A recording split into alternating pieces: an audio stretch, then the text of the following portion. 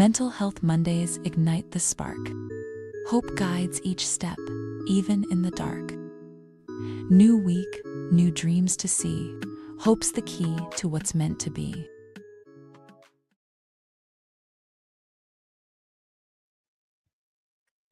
Good afternoon and welcome to Mental Health Mondays with Hope. I am Hope, and we appreciate you joining us on the PA Empowerment Network. If you have not subscribed to the PA Empowerment Network yet, please go ahead and hit that subscribe button.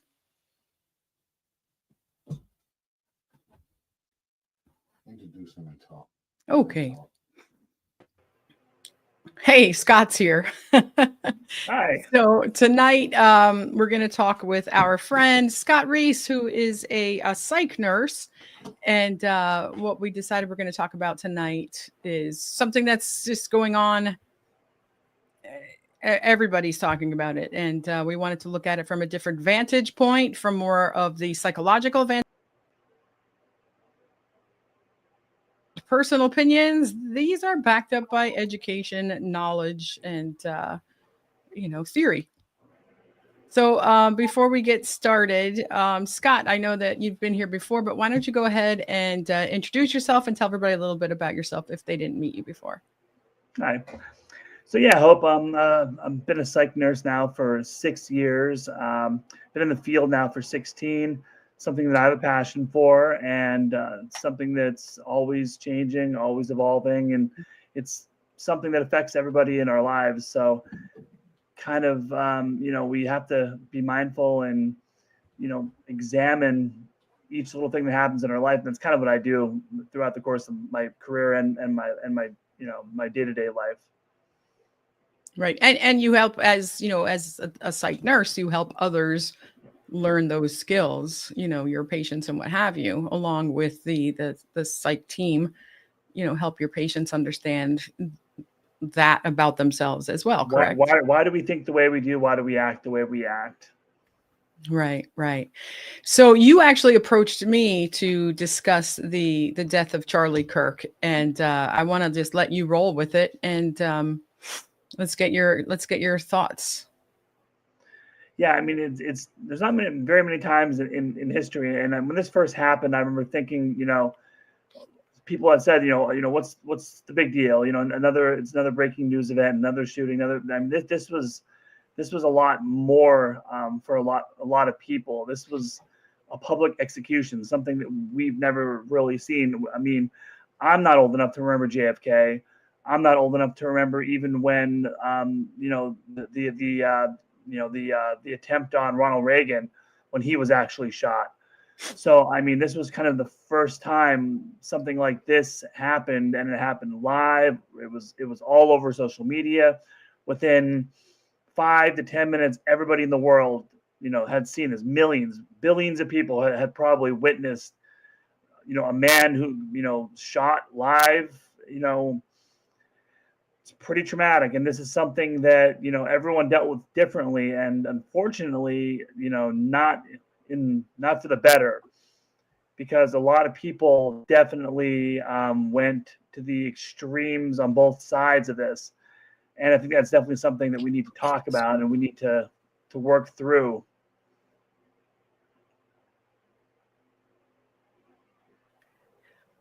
Yeah, definitely. And you and I were speaking late last week about PTSD. Yes. And, both of us feel that as a society, we all suffer some form or some level of PTSD from 9/11, and don't even necessarily recognize it. Right. If, you see the incidents of road rage have gone up tremendously, and the level of anger, it just in general has gone up tremendously since 9/11.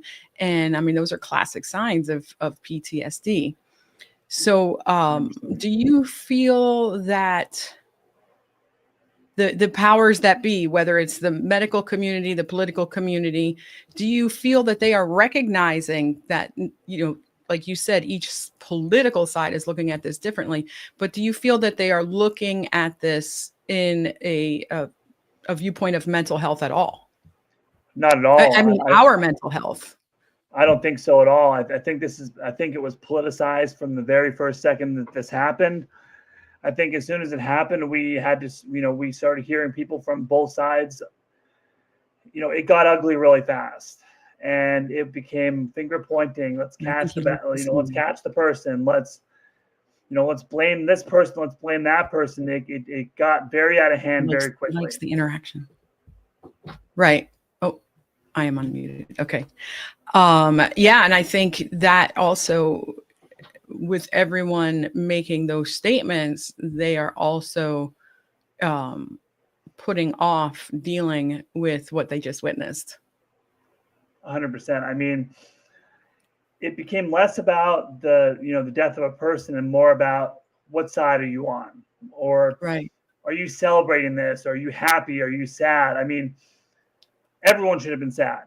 This is not something that should ever happen, and not something that anybody should witness. My children witnessed this, my kids. Right. And I had to think about that, and I had to have these conversations and to see what happened. What do you guys think? Tell me about it. Right. And that just made me think back to the Challenger explosion that, this was a teacher and a female going up on that ship, and all the classrooms were watching that.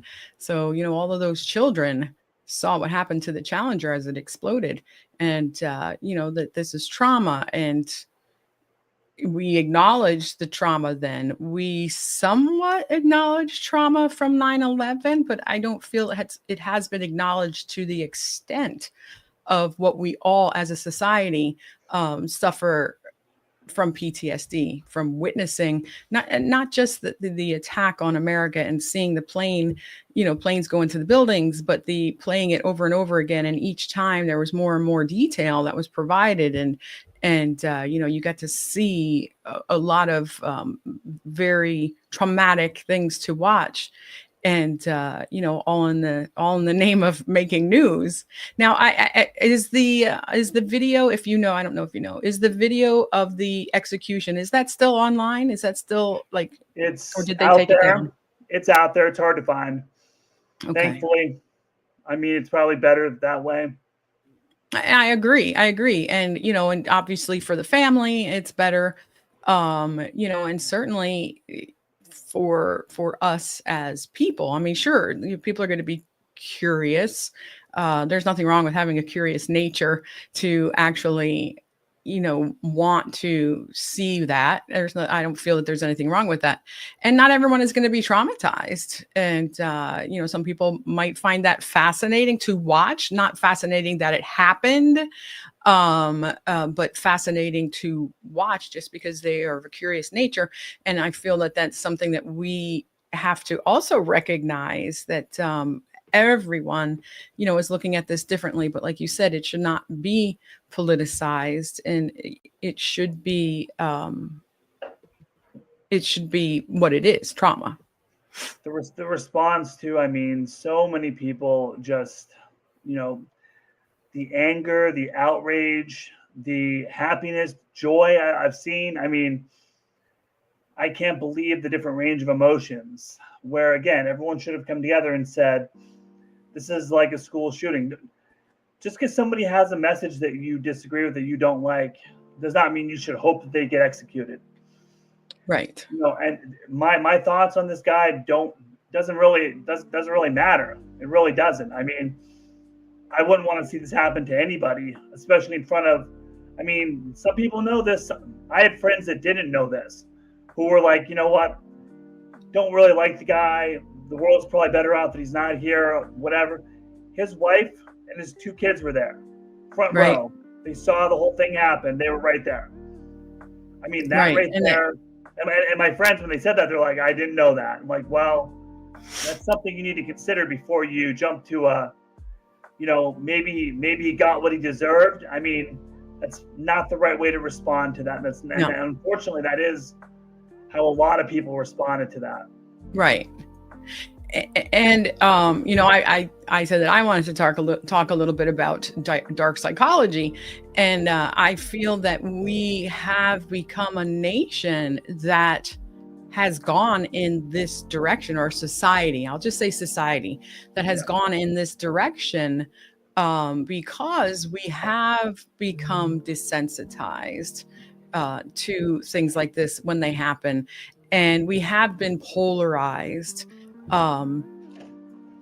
politically, and that drives us to react in one way or another. But it's our moral compass, and not everybody's moral compass is the same. Not at all. And I mean, you know, you see in sports sometimes too, where people are like cheer for an injury or whatever. Like, you should never be doing that. You're Right. watching a sport, the team that you're playing against, their guy gets hurt. You know, you should be considering that person as a family too. Right. And I think, again, I think we've developed that as a society over time. We have developed that to where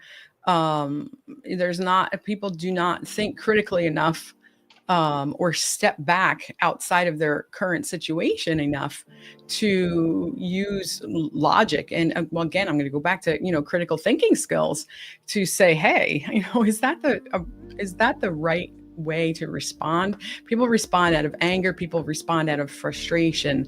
And again, that also has built over time. And when as a people, or even a person, again, my show last week, we talked about like mastering our levels of development through growing up.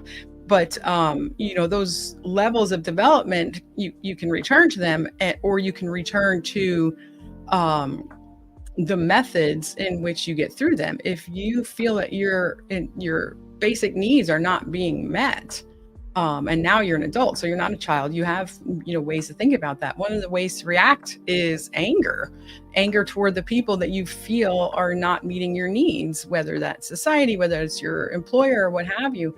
And until all people feel that their needs, that they're being heard, their needs are being met, I feel that anger is going to remain there. And you and I are in this field. What do we do? You have to take a critical look at yourself too, because, I remember when it first happened, I'm like, okay, this guy inflamed an awful lot of people, and maybe somebody he inflamed decided to act. So I didn't have that initial, like, it wasn't like, oh, like somebody wonderful got shot. It was like, okay, well, but then I had to go back and listen to how other people were responding. I'm like, wait a second here, like, people that I identify with that have a similar ideology to me are like cheering or celebrating. They're happy about this. It's like, you guys are, you're setting off the wrong image here. You're not portraying yourself the way that you want to be seen. You say you're a liberal or whatever. Well, it's not very liberal to cheer when the guy you don't like dies. Like, that's not how that works. It goes against your ideology.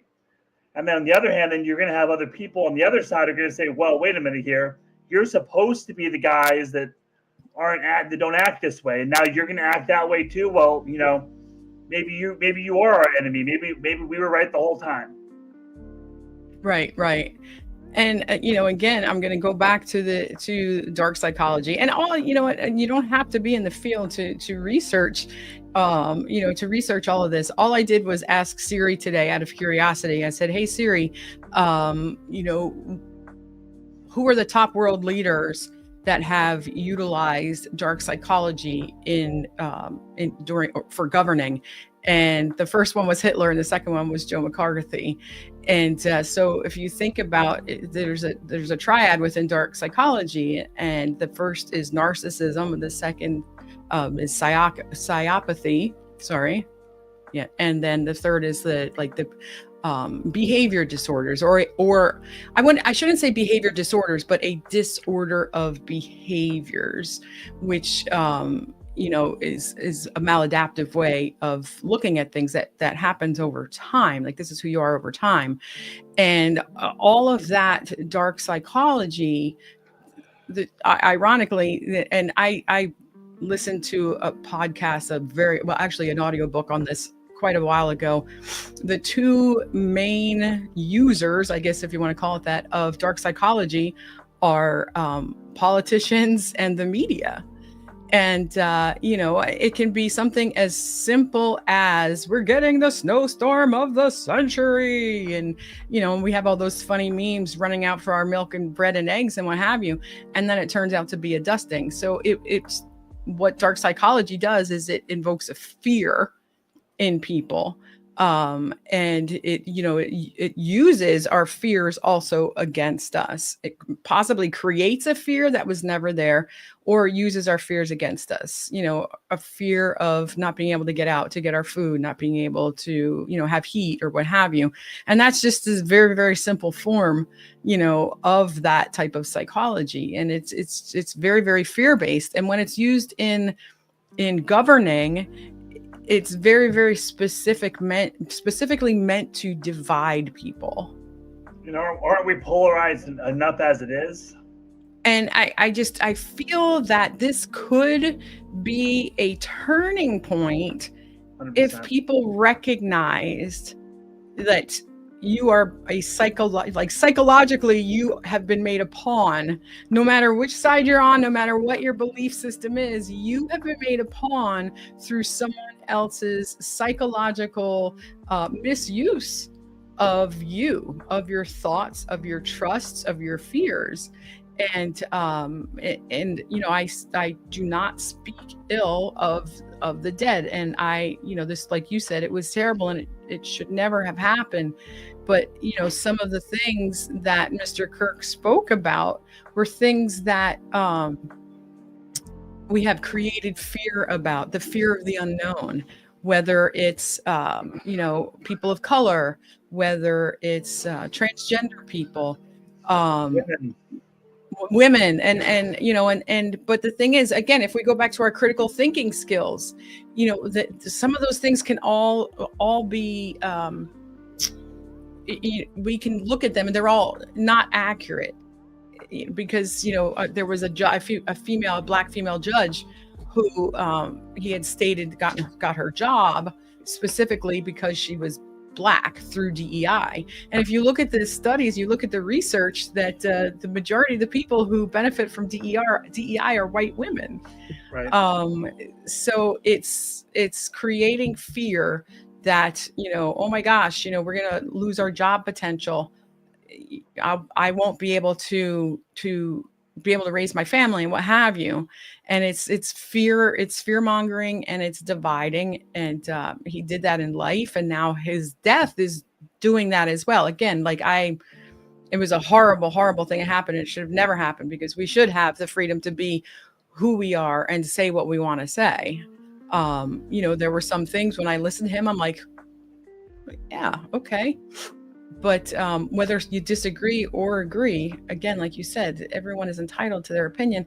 But he was also part of that triad of that the use of dark psychology to you get a lot to hurt a lot of people, which is why I think so many people responded with happiness whenever they found out that like how many people were celebrating, or how many people were sad when OJ passed away.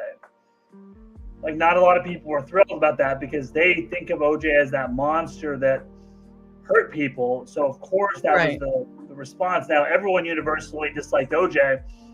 The difference on this being a lot of people related to the message of this guy. I thought one of the things that was most psychologically that I thought was most interesting was Dean Withers, the guy that I follow, who was basically the liberal Charlie Kirk. He was one of the first people that went on the air. He was on the air when it happened, actually, that went on and said, I condemn this wholeheartedly. He cried on the air. And he said, and I know why he felt the way he did. Because you know what? He could be next. And he knows that. And he understands that this guy did die for his words, most likely. It really seems that way. It really seems likely. And he could be under the same, and not that he was only thinking about himself, but he gets it in a way that other people didn't get it. He understands as a content creator, someone that does debate people for a living, that this right. guy did the same thing. And somebody on one side or the other, which it's certainly looking, unfortunately, I mean, as bad as it looks like, it may have been somebody that may have even aligned politically with him. Right.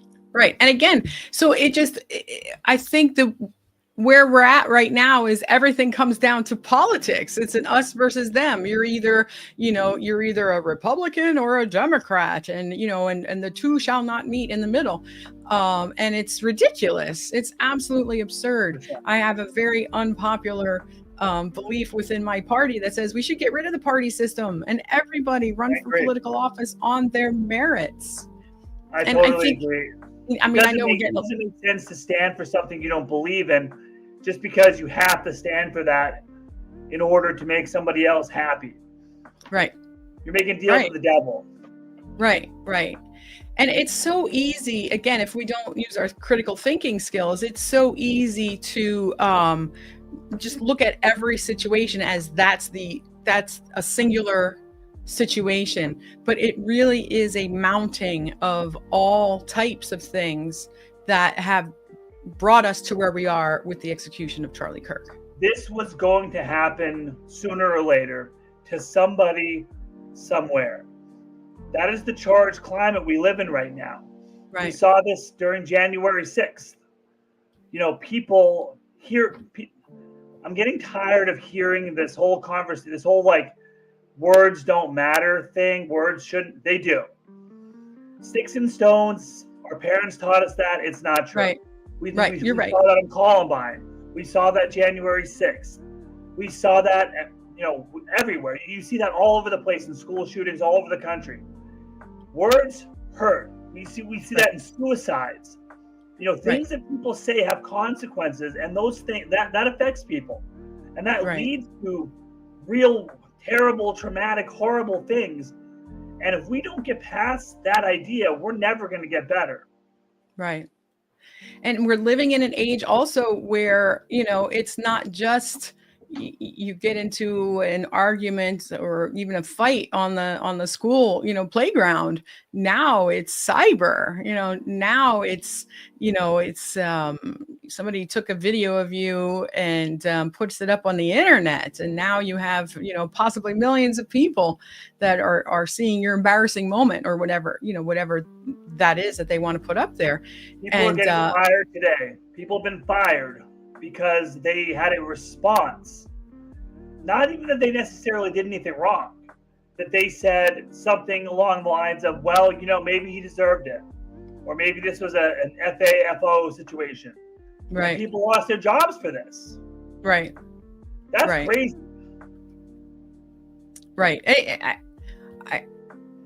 Everything is very politically charged, and we are charged, but if it's very politically charged, and we as individuals and we as communities and let's look at our circles of influence. It starts with us, and then it's our families, and then it's our extended families, and then it's the church, the sports leagues, the civic organizations, our larger community, our county, our state, our country, and we are part of each one of those individual communities. They are all communities. They are all our circles of influence.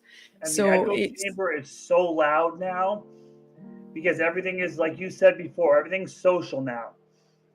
So everything that you say, you can't make a comment that 100 people don't hear, 1,000 people don't hear.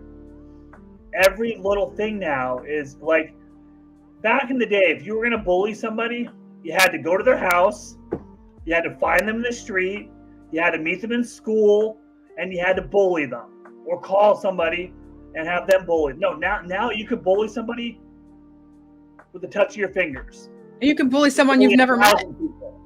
What's that? You could bully someone you've never met. That you've never met, that you've never seen before. You could do it with one of these. You could do it with a keyboard. You could do it with your phone. I mean, there's so many different ways to use your words and weaponize them and inflame people to the point of doing these terrible things. And that we're at the point now where people are almost expecting this. School shooting happened the same day Kirk died. Didn't hear much about it, except for hearing people talk about how nobody was talking about it. That's insane. People were not talking about the shooting because another person got shot There was a Right. higher profile shooting. It's wild to see how words have turned this country into what it is right now. It's not the country that you and I grew up in. It's not the same anymore. And you know, the psychology now is so different. It doesn't take much to influence people. Like the ability to manipulate now is so simple. We have given up all of our power to TikTok, to Facebook. I mean, we literally have given it up. We literally agree to let them market us, to let them target us. Facebook lost a lawsuit a couple of years ago saying that they intentionally had algorithms set up to send you political things that you disagreed with to upset you so you would engage. It's engagement farming. And they want you to get mad and argue with each other because they're profiting off of it. And we're all losing in the long run. I mean, corporations are making off with money on this. We're losing. We're losing Absolutely. family, we're losing friends. And you always follow the money trail. I mean, always follow the money trail. And that's your answer. It's just so crazy to me now. Like I said, that it's just so easy to fool anybody now. I just saw something on TV today where they're gonna release it's not even a study. They're gonna say the Tylenol in pregnant women caused autism. There's no proof of this at all. In fact, there's proof against this. But this is gonna get released, and people are going to believe it because it's gonna get released from the White House. It's gonna get released as a fact. It doesn't have to be proven anymore. You don't even have to give the truth anymore. You just have to say something. Right. You know, Charlie Kirk just has to make an argument, and someone's going to believe because you know what? He talks fast. He was a good-looking guy. Sounded like he was real smart. So he must be, whatever he's saying must be right? Because he sounds like it. He looks the part. He sounds the part. Division is so easy now, and they've made it so much more difficult. And like the ability to traumatize entire groups of people are so much easier now. Like 9/11, can you imagine if 9/11 happened today? There would be 10,000 cameras that would have broadcast what happened from every possible angle. Right.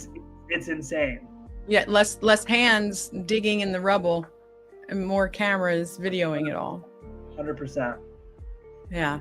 And, you know, as I was thinking about what we're going to be discussing today, you know, one of the things that, you know, a lot of people say is, you know, people don't go to church anymore. Like they don't have their values, their Christian values or what have you. And I'm just using Christian as an example. Sure. But, you know, I thought about that, and we have more and more churches now that are speaking out politically and taking sides in politics. And that's just not, I mean, I believe in that whole separation of church and state. And, you know, I don't know what's happening there. 250 years ago, Thomas Jefferson knew that was a bad idea. George Washington knew that was a bad idea. They knew it, and they were Quakers. These guys were hardcore Christians, like the Old Testament, the hardcore Christians. And they even said that you need to separate what you believe from what is best for everybody, because what you believe may not necessarily be what's best for everybody else. Right. And, you know, unfortunately, you're right. People are losing those traditional outlets, and they're picking up newer ones, you know, and not necessarily for the best. Right.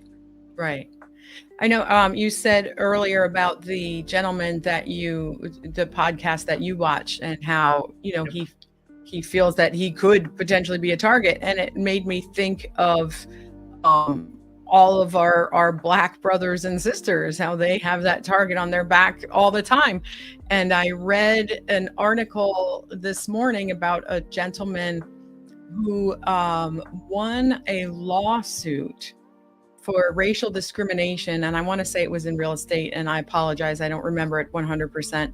And then he had the settlement checks, and he took them to the bank along with the letter from the attorney with the court papers and what have you, and they wouldn't let him deposit them. They called the police.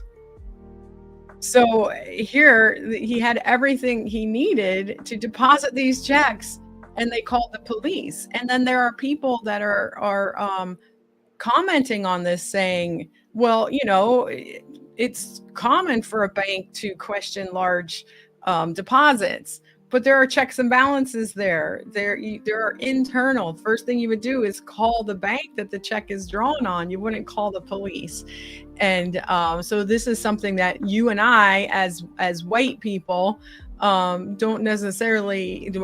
have to deal with at all. We've never had to tell our children how to behave, if they were pulled over by the police. Dashboard. I've had experiences where and I learned this, this whole thing, everything you're saying right now stems back to a general lack of ability to not only empathize, but to put yourself in the shoes of somebody else that isn't you. And I mean, this is a problem. This is everywhere. You see this in every. Your example of the police, that's a perfect one. I used to get pulled over frequently when I was younger. I was young and dumb. I did stupid things.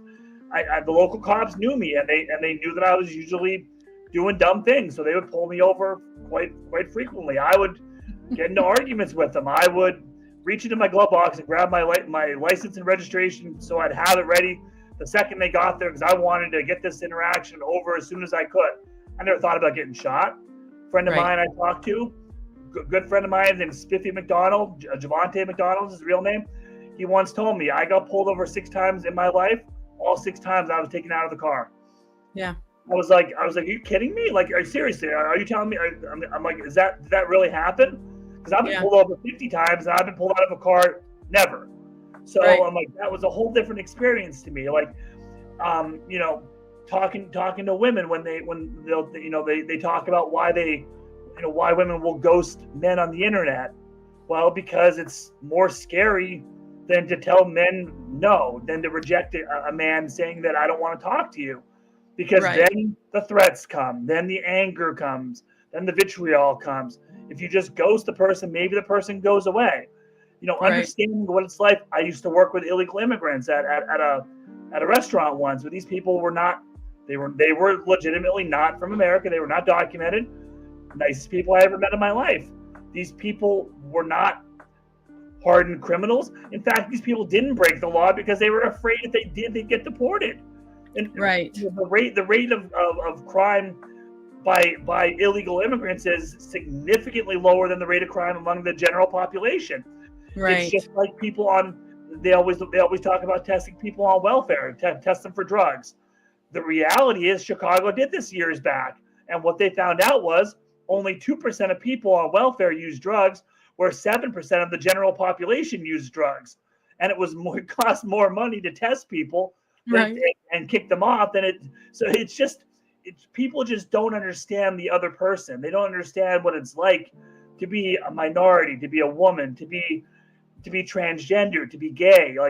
And if you don't understand that, you need to stop listening to people that also don't understand that and are getting you mad about it. Like, how many times have you heard someone complain about a transgendered bathroom?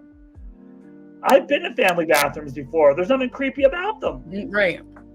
If you think about something that simple, it's so dumb, right? So if you allow all bathrooms to be open to anybody that wants to go into that bathroom, what's the difference right now? If I wanted to dress like a woman and go into a woman's bathroom and do something terrible to a woman, I can already do that. I can do that now. I have that ability. If I'm so dedicated that I'm going to put a wig on, I can do that now. You're not going to change that by saying that it's not allowed. You can't, but you are going to make someone that maybe feels more comfortable in that bathroom feel terrible because they have to go into a different bathroom looking like a woman Like how no one thinks about that. No Right. one thinks that I mean that's just it's just if you don't walk in someone else's shoes, you can't possibly understand, and then you really can't make judgments like that. You at least need to understand that you don't understand, and that's where we're not there at all. Right.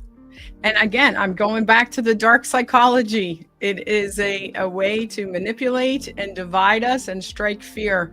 And I feel the first step is recognizing it. We all recognize it. We're all suckers. Yep. I mean, we've all been manipulated. No matter 100%. if your political views, if your person's in office or your person's not in office, the person in office is manipulating you, whether you agree with them or disagree with them, and it's 100%. happening all the way around. And it's There's we almost are the only nobody- ones that can stop that. We have to recognize it. Right. Unless you're talking local level, and I know you've ran for local office yourself, almost nobody is going to relate to you. Generally speaking, most of these people, especially if they're old grays, they're not going to relate to you. They don't know who you are. They have no Right. idea what it's like to be poor. They don't care either. They really don't. The idea that I remember when Elon Musk was ripping through all these departments and firing people left and right, and everyone's talking about how he's trying to do this, do that. It's like, do you think Elon Musk cares about you as a person? Do you think he cares about any single one of us and wants to help us? Or is he doing something to help himself, ripping these companies apart that maybe he can benefit from by going in there with his company? Cut the National Weather Service so you can install SpaceX. Right. I mean, it's pretty. It's not too difficult to see. Like you said, follow the money trail. Follow the money trail. And I'm not a cynic. I'm not a cynical person. And I'm not being cynical when I say this. I'm being logical. I'm using my critical thinking skills. Yeah. I'm a social worker, and I'm a Pisces. So people automatically assume that I am this, this fluffy, rose-colored glasses kind of gal. And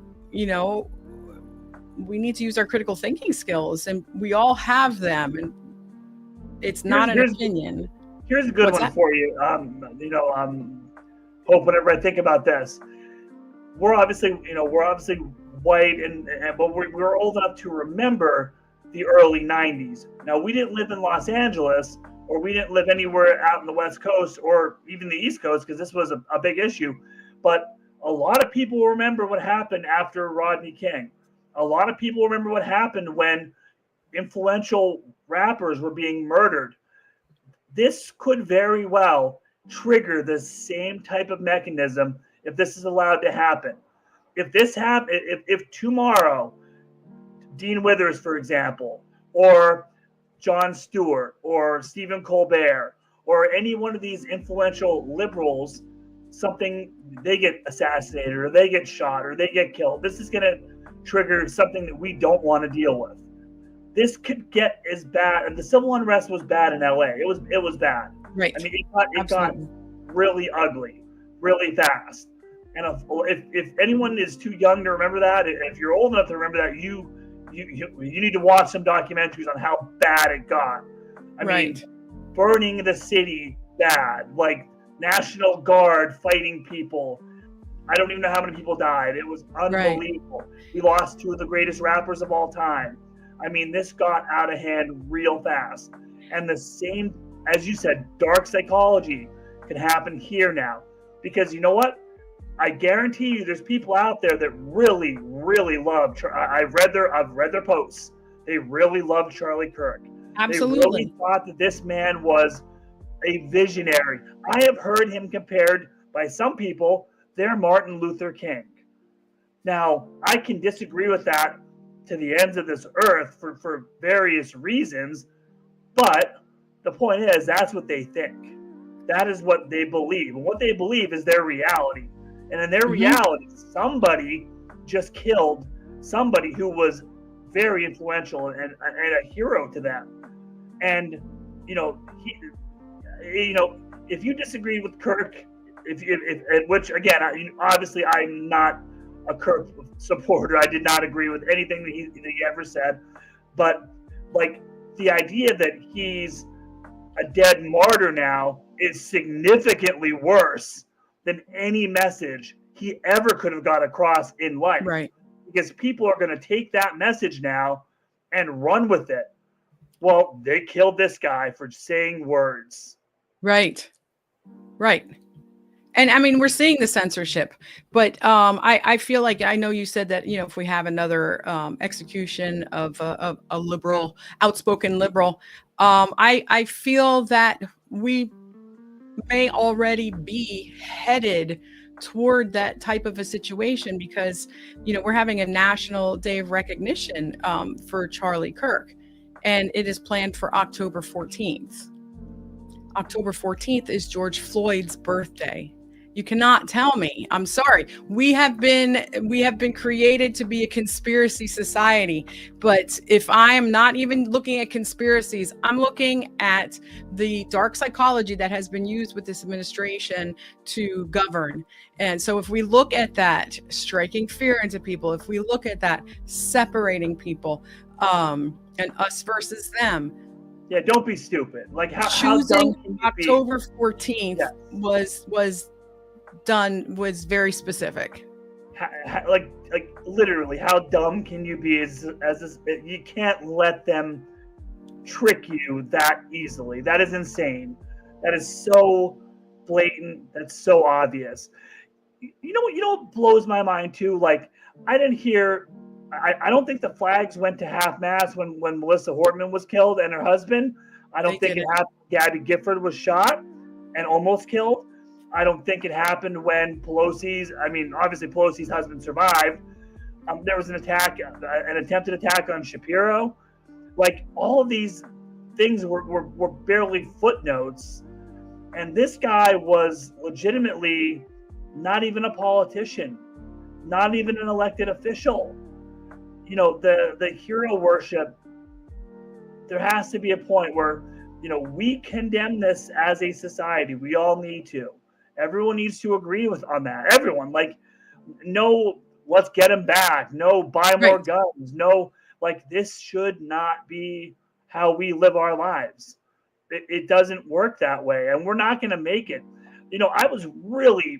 My second biggest PTSD in my life after 9/11 was definitely January 6th, because it was the first time I felt, after 9/11 in my country, I felt completely unsafe.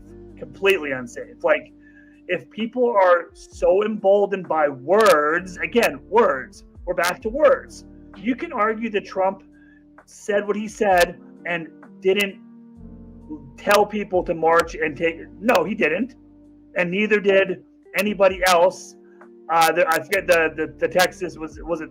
I don't remember if it was Abbott, whoever else was speaking that day. They got the crowd all riled up. That eventually bum rushed the Capitol. Again, this was all words again, and these people did some crazy things because of words, and that terrified me. Again, that was the second scariest thing that I'd seen happen, because I honestly didn't think we'd see an attempted coup on our country, and that's what we saw. You literally saw people that were willing to hang the vice president. They said it. They were willing to kill members of Congress. They couldn't find them. Right. That's what crazy. And people died protecting the location of the members of Congress. And someone died that was climbing through the window. And there were people that had suicides afterwards because they were so traumatized by not being able to do more, or because of what happened, and they felt like they failed the country. It's unbelievable to think about. But so you had that, and then when this happened, this would be my number 3, because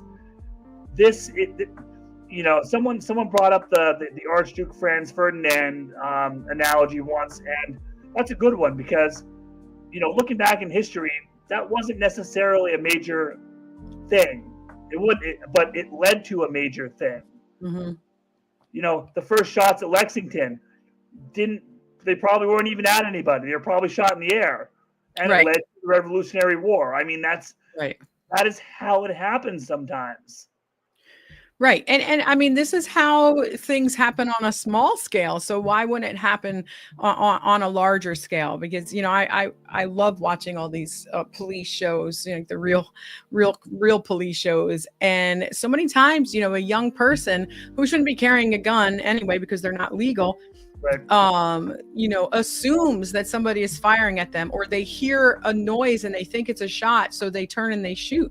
And it's a reaction. It becomes a reactionary situation. Life evolves, things evolve, and we are this cyber age now. And I'm older than you, and when I was in school, the boys still had the hunting rifles in the back of their pickup trucks. And the biggest thing that I was afraid of is if I got caught skipping school. And now, there are young people. I always remember this one young lady who now is, I don't know if she's a sophomore or junior in college, so I apologize. Pretty much had a mental breakdown during high school. And some of that was triggered by all of the school shootings. And when this individual heard a loud bang, immediately became traumatized and felt that there was the potential that there was a shooter in this individual's school. And so, things do change, not necessarily for the better. And we can't be that society, because, we're the older ones now that says, well, in my day, yeah, it was like that in my day, but we have to recognize how it is today. The Constitution was meant to be a living, breathing document. So, it can't remain the same. I'm not anti-Second Amendment, so don't get me wrong. I don't want anybody to think that. But they were shooting muskets and cannons back then. So we do have to, we have to move everything with the times. And I don't remember if it was you and I talking, or I was talking to somebody else about gun laws, and this was a very pro-gun person, which I also am, stating that everything changes state by state, and there aren't enough checks and balances. And and this was a logical person using critical thinking skills. Yet then when we bring it to the political arena, it becomes the us versus them in the political arena, therefore making it the us versus them, in the public sector. And we can't even get the pro-gun people to come to the table and have a discussion about it. It's an automatic, you're going to take our guns away. And that's not what it's all about. And I hate to say this, because all the division is coming from our politicians. It's coming from our political parties. And the only way we're going to start getting better is if people lead by example. I know we're not giving our personal opinions, but we're observations. Our PA House is Democratic. Our PA Senate is Republican.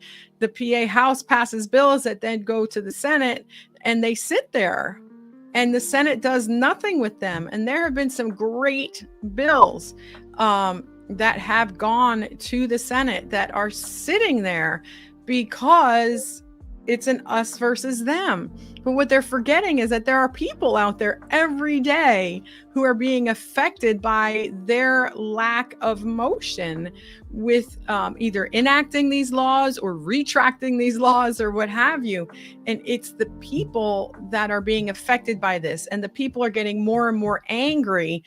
And instead of placing the blame where it should lie, we have been groomed to place it toward each other. I'm going to use the term groomed because we really have been groomed. Divide and conquer really is the best strategy. I know everyone uses the Nazi example against the other side forever. They've done this for as long as I've been alive. But when you really think about it, how does propaganda work? It works by convincing somebody else of something that's not true about somebody else. That's the whole idea of it. Coca-Cola tastes better because, the Sega Genesis was better because of blast processing. And like there's always some reason, and you're seeing this to the extent now. It is just outrageous. You can't. There's no discourse anymore, like none. It got bad. It got bad. It got better for a little while, and it is just completely gone in this country. Honestly, my biggest fear, my biggest concern is civil unrest, because we've seen it now. You saw it after George Floyd. We saw it in Baltimore. We saw it in Ferguson, Portland. We're seeing it now in Chicago. We're like, this is a problem, and I mean we cannot handle. We can't handle a Charlie Kirk situation happening every week. Right. We can't handle this happening. These types of things are happening more and more. You're seeing more and more mass shootings, more and more, like, people just don't, there is no more working out problems anymore. And unfortunately, guys, if you want a country that your kids are going to grow up in, that's going to even resemble, like, I mean, we're at a turning point at this point. I think we're at a tipping point. I think if we don't see something change very soon, we're going to tip over that edge. And now, with what we're seeing with the censorship in the last several months, I mean, it's one thing to cancel somebody because they did something terrible. Chris Brown beating Rihanna. Okay, maybe we shouldn't buy Chris Brown records, but to cancel somebody because they said something you didn't like about somebody else, that is insane. Right. That is Nazi level propaganda. That is, Mm-hmm. and that gets legitimately scary. And that's kind of where we're at right now. Although I did hear today, I believe Disney is walking back their stance. Okay. that would be. Yeah, I read that. Of course, the only reason they're doing it is because they're losing subscribers. Follow the money. Follow the money. They're behaving is because people are boycotting them. But, Right. But if that's what we have to do to get back to a level of normalcy, then maybe that's what we need to do. Right. But they're not doing it because they believe in it. They're doing it because they're losing money. Yep. Follow the money trail. Follow the money trail. So, a conversation with world-renowned sociologists pertaining to the United States, and this is actually going back probably 4 or 5 years ago now, said that the United States has not hit rock bottom, and that we were still spiraling, and that the United States would not hit rock bottom until there was a war on American soil, which could very well be a civil war. Now, this was prior to all this. This was, again, it is using your knowledge of the leadership, how leadership is done, what has happened in history. We are still a very young country, when we look at the rest of the world. And we are spiraling terribly. And everything that you and I are talking about tonight, you called it civil unrest, could end up being a civil war. Then what? That's my biggest concern, because you don't undo that. You can't go back. No one's going to put the guns down if that starts, and You're not going to be able to trust anybody if that starts. And that's right. You can't close that box once you've opened it. Right. Unfortunately, that's where I don't want us to wind up going. Right. And I mean, you already have a situation where our current president refused to peacefully transfer power the first time he lost. Now talking about another term, which we've already decided this is not a good idea. We should not have kings. We should not do this. The the wording, again, the actions, the behaviors that we're seeing now are getting scarier because they're getting more and more serious now. Now it's not, it's not like it was when we were growing up, but when, a Democrat, a Republican, a Democrat, and they peacefully transfer back and forth. Now it's to the point where there's, I've heard the president call every person imaginable our enemy. Liberals, anyone that disagree with Charlie Kirk, Right. immigrant. It's, you can't demonize so many people and have the people that you follow hear those words and say, oh, okay, that's what he said. You know what? I think I agree with him because he's my guy. Right. Scary what words can do. People are not, you would think people think on their own accord, but they really do kind of fall in line with leadership. Right. Right. And I know that we throw around this term, narcissist so much lately that, it loses some of its value. And I think things like that happen for a reason, because it does, when we make it a common terminology, it does lose its value and lose its sharpness. And I had one person say to me at one point in time that, anyone to be successful has to have some degree of narcissism. And I disagree, because narcissism is a negative term. To be a go-getter and to, be forward is not narcissistic. And, currently our government is very narcissistic. Our president exemplifies a DSM definition of narcissism. And and even Charlie Kirk said that, he thought that empathy was a new age made up term. And the thing is, who is going to suffer if we have this civil unrest that turns into civil war? The president will go into a bunker. All of these rich people will go into their hiding places, and whatever they have, they'll be guarded by by security forces. And it's us living out the movie The Purge. Since the 70s, I think the top 1% owned 18% of all the wealth in this country. And in the last 30 years, I think we're now up to, I think we've crossed over 50%. So 50% of all the wealth in this country belongs to the 1%. So like you said, it's not going to be them when things go bad. It's not going to be them if the sea levels rise. It's not going to be them if the hurricanes strike. It's not going to be them if we undergo civil war. They've got this all figured out. They have entire underground cities built currently. They have condos. You can buy them. Right. They're $1 billion or whatever, but you can buy them. But they have it figured out. We're the ones that are going to suffer because we're fighting with each other because they told us to. Right. Don't be so stupid to let them tell us to fight because they want us to. They for their own benefit. So yeah, you're right. I agree 100%. And as much as we could talk about this forever, we have about a minute or so left.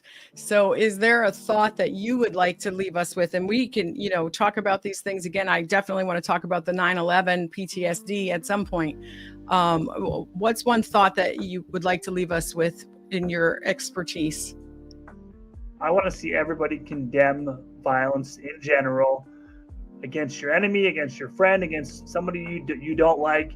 You need to start having conversations. You need to stop and think about somebody else. Put yourself in their shoes or listen to what they have to say, because you don't know what you think you know. Right. I agree. And follow the money trail. Well, thank you, Scott Reese, Psych RN. I love you too, buddy. And, you're going to be back. You're going to probably be sitting next to me at some point in time, and we'll be doing this together. Thank you for joining us again, Mental Health Mondays with Hope. And please check us out on our YouTube channel, the PA Empowerment Network, and go ahead and hit that like button, but more importantly, hit that subscribe button. Thank you so much for joining us. Have a great week. See you next Monday.